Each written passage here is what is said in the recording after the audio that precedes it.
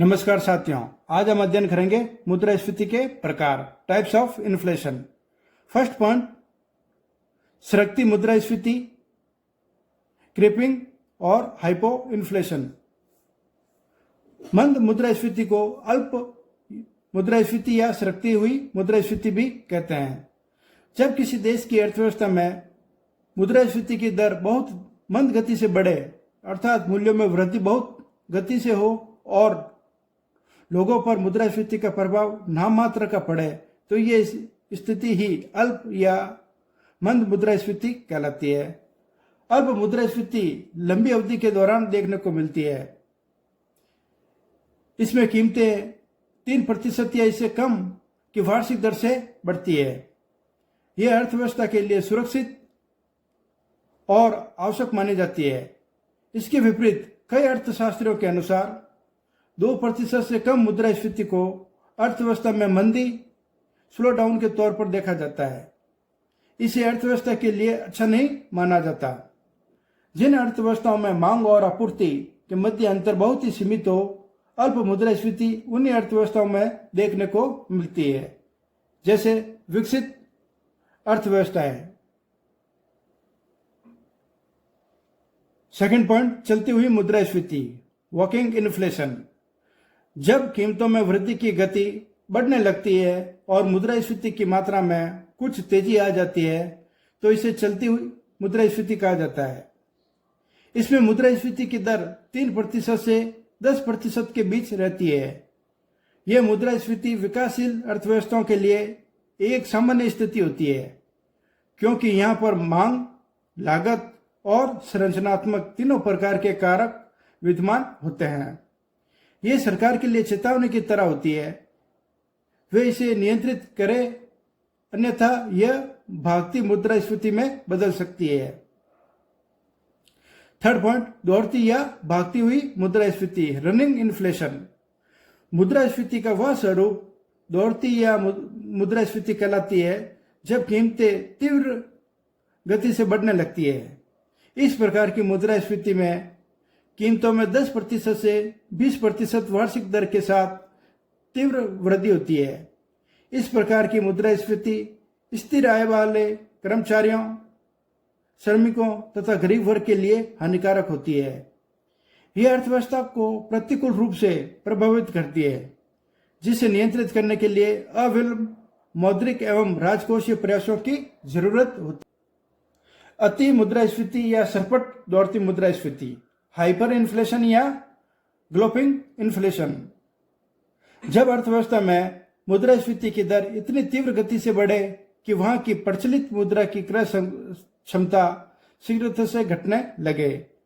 इस स्थिति में प्रचलित मुद्रा आम जनता का विश्वास खोने लगे तथा सर्वत्र अशांति एवं असंतोष की स्थिति उत्पन्न होने लगे, तो यह स्थिति ही अति मुद्रास्फीति कहलाती है।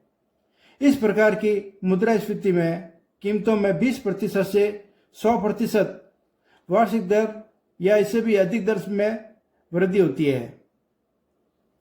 इसे नियंत्रित नहीं किया गया तो अर्थव्यवस्था का पतन हो सकता है। इस अर्थव्यवस्था को मुद्रास्फीति का भयंकर राक्षस कहते हैं। यह बहुत ही दुर्लभ होती है। अति मुद्रास्फीति का सबसे अच्छा उदाहरण अर्थशास्त्री 1920 के दशक की शुरुआत में प्रथम विश्व युद्ध के बाद जर्मनी को मानते हैं। फिफ्थ पॉइंट, मार्ग अवरोध, बोटलनेक इन्फ्लेशन। मार्ग अवरोध मुद्रास्फीति तब होती है जब आपूर्ति में अचानक बहुत तेजी से गिरावट आ जाए, जबकि मांग अपने पुराने स्तर पर बरकरार रहे।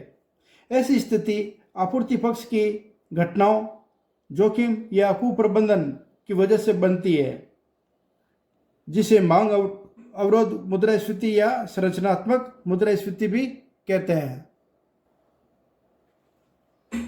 6 पॉइंट, मर्म मुद्रास्फीति, कोर इन्फ्लेशन। जब ऊर्जा और खाद्य वस्तुओं को छोड़कर शेष उत्पादों की मुद्रास्फीति में गणना की जाती है, तो उसे मर्म मुद्रास्फीति कहते हैं। मूल रूप से पश्चिमी अर्थव्यवस्था में ऊर्जा और खाद्य वस्तुएं जनता की मुश्किल नहीं है। इसके पीछे सरकार द्वारा तर्क दिया जाता है कि खाद्य वस्तुओं एवं ऊर्जा पदार्थों जैसे पेट्रोल, डीजल आदि की कीमतों में उतार चढ़ाव आता रहता है, जिस पर सरकार का नियंत्रण नहीं होता है। 7th पॉइंट, स्थगन जन्य मुद्रास्फीति, स्टैगफ्लेशन मुद्रास्फीति। स्टैगफ्लेशन से तात्पर्य स्फीति युक्त गतिहीनता से है। यह एक ऐसी विरोधाभासी स्थिति है जिसमें अर्थव्यवस्था में मुद्रास्फीति के साथ साथ गतिहीनता भी विद्यमान रहती है।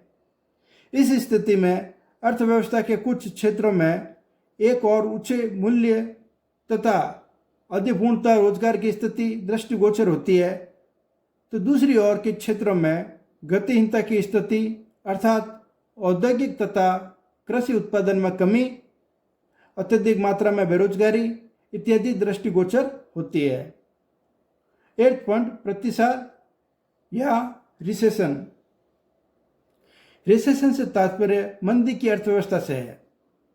जब वस्तुओं की पूर्ति की तुलना में मांग कम हो तो प्रतिसार की स्थिति उत्पन्न होती है। ऐसी स्थिति में धन की कमी के कारण जनता की क्रय शक्ति कम हो जाती है। उत्पादित वस्तुओं की बिक्री कम होने से उद्योगों को बंद करने की प्रक्रिया प्रारंभ होती है। बेरोजगारी बढ़ जाती है।